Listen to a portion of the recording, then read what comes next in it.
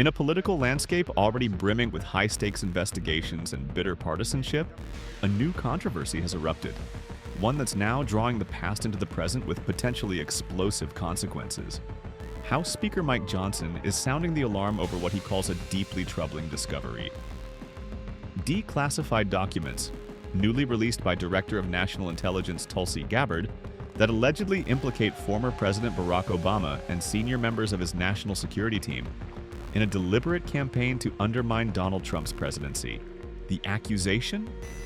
That officials under the Obama administration manufactured intelligence linking the Trump campaign to Russian interference in the 2016 election, knowingly and with political intent.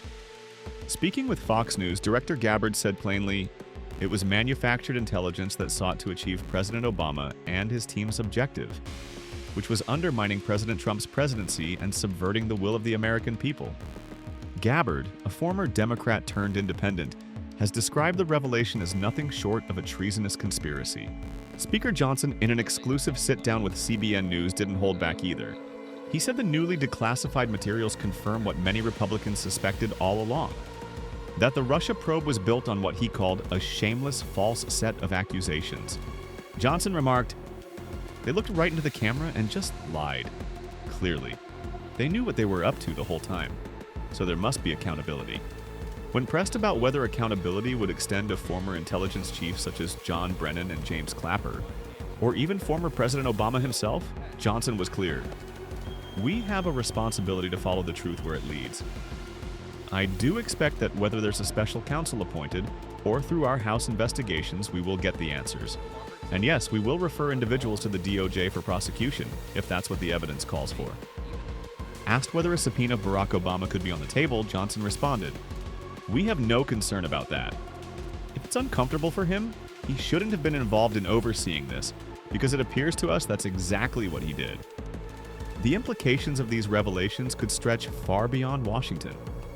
If substantiated, it would mark a historic abuse of intelligence authority, one that weaponized the nation's top-secret apparatus to politically damage a sitting president.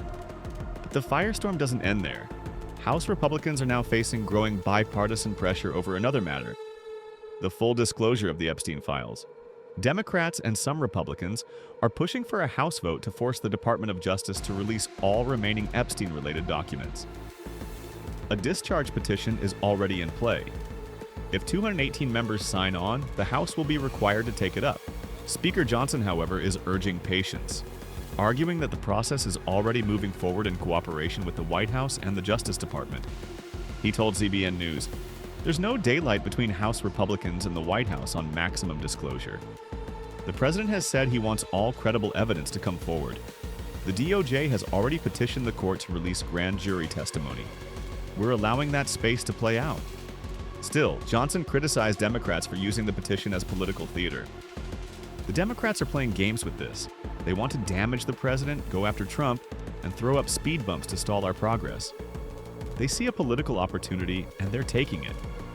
From the fallout of declassified intelligence to the lingering shadows of Jeffrey Epstein's network, Speaker Johnson now finds himself at the center of two of the most politically charged stories on Capitol Hill. With investigations mounting, accusations flying, and pressure rising from all sides, one thing is clear. These are no longer backroom rumors. These are public battles for truth, accountability, and political survival. And Johnson says the House of Representatives is prepared to go wherever the facts lead, even if that path runs straight into the legacy of a former president.